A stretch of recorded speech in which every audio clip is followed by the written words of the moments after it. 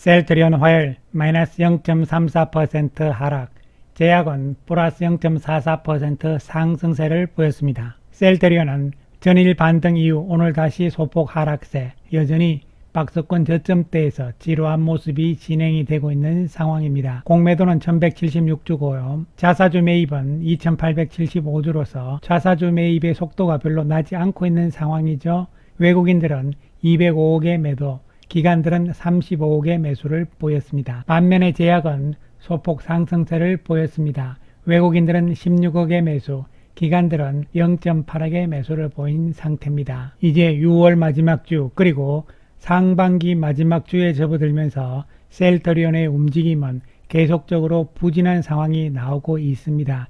7월부터는 즉 하반기부터는 진펜트라의 매출 유입과 더불어서 크게 증가할 수 있는 시점으로 보이는데요. 이러한 부분들이 실제적인 수치 데이터로서 나오기까지는 시간은 더 필요하다고 볼 수가 있는 것이죠. 하지만 진펜트라에 대한 기대감은 살아있는 상황입니다. 그동안 진펜트라에 대한 이야기들을 많이 했는데요. 오늘은 조금 다른 측면에서 이야기를 해보고자 합니다. 진펜트라가 미국에서 론칭을 한 4월, 5월, 6월 이 3개월 동안의 매출액은 과연 어느 정도 될 것인가에 대한 이야기를 해보면서, 그리고 진펜트라가 두 번째 PBM 계약은 언제쯤 할 것이냐, 어느 업체와 할 것인가, 이런 부분에 대해서도 함께 이야기를 해보기로 하겠습니다. 그에 앞서서 오늘 셀트리온은 졸레어 시밀러 즉 옴니클로의 국내 허가 승인 보도를 했습니다.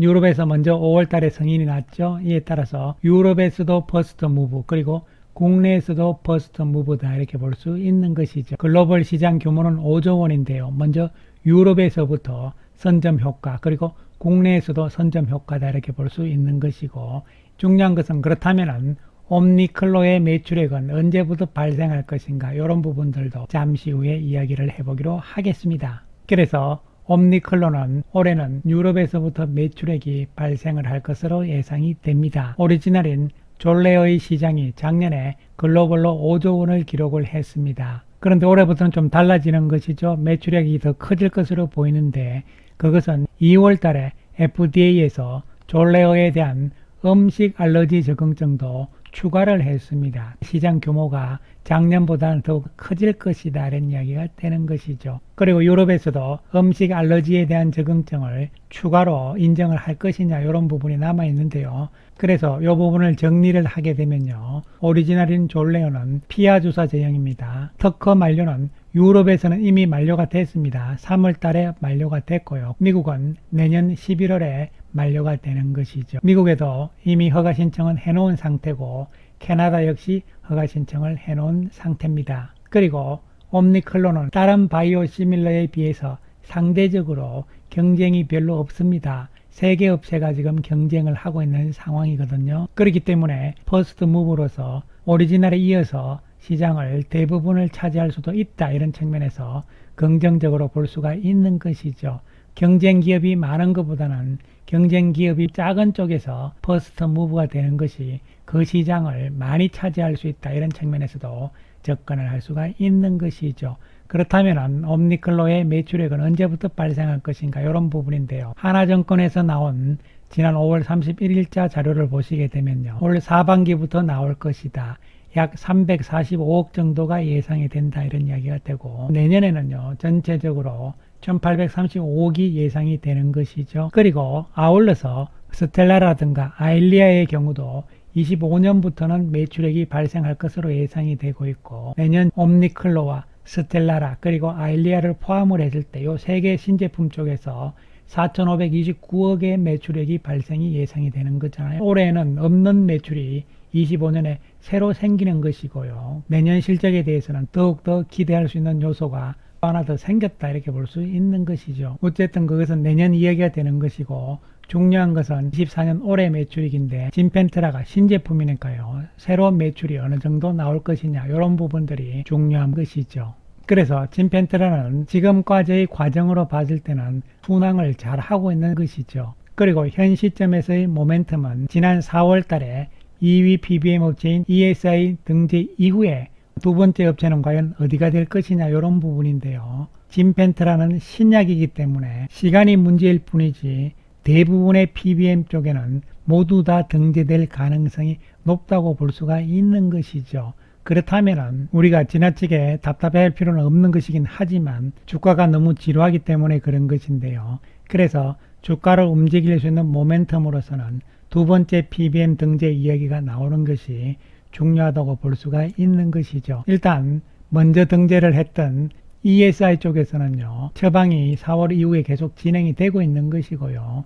그리고 7월부터는요, ESI 산하 모든 보험사 쪽에 처방이 이루어지면서 또한 4월, 5월, 6월 달에 처방됐던 부분이 환급이 된다 이런 이야기가 되는 것이죠. 그리고 두 번째 PBM에 대해서는 6월 말부터 순차적으로 계약이 완료될 것이다 이런 전망을 하고 있는 상황인데 이제 6월 말이 다 와버렸잖아요. 그렇기 때문에 지금 시점에서는 가시화가 돼야 되는 것이죠.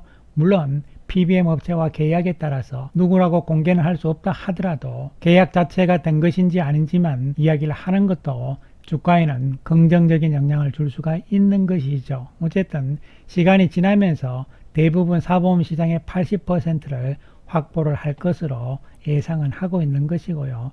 이것은 충분히 가능한 이야기다 이렇게 생각을 하시면 되겠습니다. 그리고 PBM과 관련해서 그리고 미국의 보험시장, 의료시장 이런 부분들을 우리가 조금 더 이해할 필요성이 있는데요. 미국은 민간 건강보험이 더 큰 시장이죠. 그 이야기는 우리나라하고는 완전히 다르다는 것이죠. 우리는 공공 쪽의 비중이 거의 높잖아요. 그래서 우리나라의 경우에는요, 하나의 약이 보험 혜택을 받기 위해서는 건강보험공단으로부터 인정을 받아야 되는 것이죠. 그 개념하고 똑같은 것이 PBM에 등재한다는 이야기하고 똑같은 이야기입니다, 여러분. 그래서 PBM 쪽에서 선호의약품, 즉 프리펄드라고 선호의약품으로서 등재를 해주면은 그 PBM사에 산하보험회사들이 있잖아요. 예를 들어서 진펜트라는 현재 2위 업체인 ESI 쪽에 선호의약품으로 등재가 돼 있는 것이잖아요. 그 이야기는 시그나뿐만 아니라 ESI가 관리하는 보험회사들 쪽에 보험 가입자들, 이 사람들은요, IBD 쪽에 약을 처방을 받을 때는 약이 많잖아요. 그 중에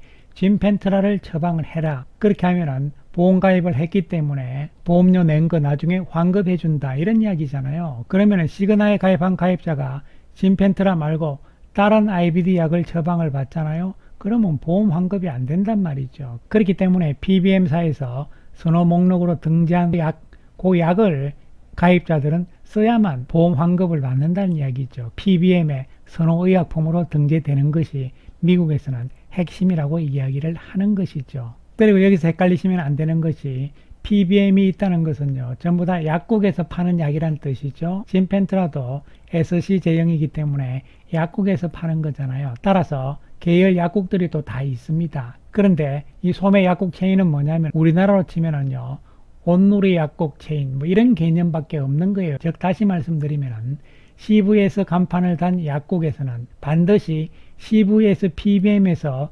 선호의약품으로 등록된 그 약만 파는 것이 아니란 뜻이에요. 간판은 CVS 간판을 단 약국이지만 모든 약을 다 팝니다. 그렇기 때문에요, CVS 이 약국 체인에 등록됐다 해가지고 CVS PBM에 등록된 거하고는 전혀 관계가 없다는 이야기가 되는 것이죠. 간판만 그런 것이지 약국이기 때문에 모든 약은 다 있다는 이야기죠. 셀테리온은 진펜트라를 예를 든다면요, 미국에 있는 모든 약국에 진펜트라는 다 비치가 돼 있는 것이죠. 그것은 미국의 중간 유통을 담당하는 도매상들이 하는 것이죠. 그렇기 때문에 셀테리온은 그 도매상에도 수수료를 당연히 주는 것이고요. 그리고 PBM 쪽에도 우리 약을 써주니까 그 개념에서 리베이트를 주는 개념이 되는 것이죠. 따라서 PBM에 들어가는 리베이트 그리고 유통에 따른 수수료 이런 부분을 제외한 것이 셀테리온의 매출액이라고 보시면 되는 것이죠. 그래서 미국 시장의 시스템에 대해서는 핵심만 이해를 하시면 되는 것이고요. 자, 그렇다면 진펜트라가 지금 2분기의 매출액은 얼마로 잡을 수 있을 것인가 이런 부분인데요. 일단 진펜트라가 보유한 환자 수는 약 1800명이다 이런 이야기를 간담회에서 했습니다. 언제까지? 6월 초까지라고 이야기를 했거든요. 그 이야기는 4월과 5월 2개월간의 환자가 약 1800명이라는 뜻이 되는 것이죠. 요 사람들에 대해서 처방을 했던 부분들은 7월 달부터 보험 환급이 개시가 됩니다. 그렇기 때문에 진펜트라의 매출액이 폭발적으로 성장을 기록할 것이다 이렇게 DS증권에서는 예상을 하고 있는데요. 이 부분을 좀 더 구체적으로 한번 살펴보게 되면요. 4월과 5월 2개월 동안 1800명을 처방을 했다. 이렇게 간담회에서 이야기를 했으니까요. 그러면은 각 증권사들은 어떻게 전망을 했느냐 이런 부분인데요. 2분기에 진펜트라의 매출액에 대해서 DS증권에서는 244억을 예상을 했다는 이야기고요. 한국투자증권에서 240억, 신한에서는 80억, 가장 낮은 수치를 제시를 했고요. 키움에서는 300억에서 가장 높은 수치를 제시를 했습니다. 그래서 진펜트라의 2분기 매출액에 대해서 전망치를 내놓은 7개 증권사들의 컨센서스는 251억입니다. 그렇다면 2분기의 컨센서스가 251억밖에 안 되는데 올해 전체적으로는 과연 2,500억 이상 3,000억 되겠느냐 이런 부분이잖아요. 그래서 24년 전체적인 컨센서스를 다시 한번 보시게 되면요. 2분기에는 251억이 컨센서스가 나왔지만 요거까지 감안을 해서 3분기, 4분기까지 다 포함을 했을 때는 이와 같은 수치가 나온다는 것이죠. 그렇기 때문에 3분기, 4분기에 진펜트라의 매출액은 크게 증가할 수 있다 이런 이야기가 되는 것이고 이에 따라서 DS증권에서도 폭발적인 매출 성장 이런 이야기를 하는 것이죠. 따라서 출발은 아주 잘 되고 있다 이렇게 이야기를 할 수 있는 것이죠. 여기서 환자 수가 기하급수적으로 늘어나잖아요. 이 부분들이 바로 하반기의 부분이라고 보시면 되는 것이죠. 따라서 진펜트라의 2분기 매출액에 대한 컨센서스 251억은요. 여러분 실망할 숫자가 아니고요. 첫 스타트로서는 긍정적으로 해석을 할 수 있는 것이죠. 그래서 회사 측에서는요. 두 번째 PBM 업체와의 계약 관계 이런 부분에 대해서 이번 주 내로 발표를 해줘야 될 필요성이 있다는 말씀 다시 한번 드리겠습니다. 자, 이제 오늘 수급 상황을 보는데 외국인 쪽의 매도가 다시 나오기 시작을 하는 것이죠. 금요일 외국인 쪽의 대량 매도는 프로그램 매도였기 때문에 큰 의미가 없는 것이었고요. 오늘도 외국인들이 11만 5천주 매도를 했고 연기금이 전일 5,300주 매도였는데 오늘은 17,600주로서 늘어나는 모습이잖아요. 그러면서 연이틀 매도. 다시 말씀드리면요. 거래량이 다시 증가를 하면서 외국인과 기관이 매도 이러한 상황이 나온다면 위험할 수가 있는 것이죠. 그러나 거래량 증가가 거의 안 나타나고 있잖아요. 금요일 거래 증가는 의미가 없는 것이니까요. 그런 측면에서 박스권 내에서의 소강 국면이라고 해석을 할 수가 있겠습니다. 어쨌든 예상보단 기대보다는 시간을 조금 더 끌고 있는 상황이긴 합니다만 긍정적인 펀더멘탈에 대한 전망들이 우세하기 때문에요. 시간을 조금 더 두고 상황들을 보자는 말씀 드리겠습니다. 감사합니다.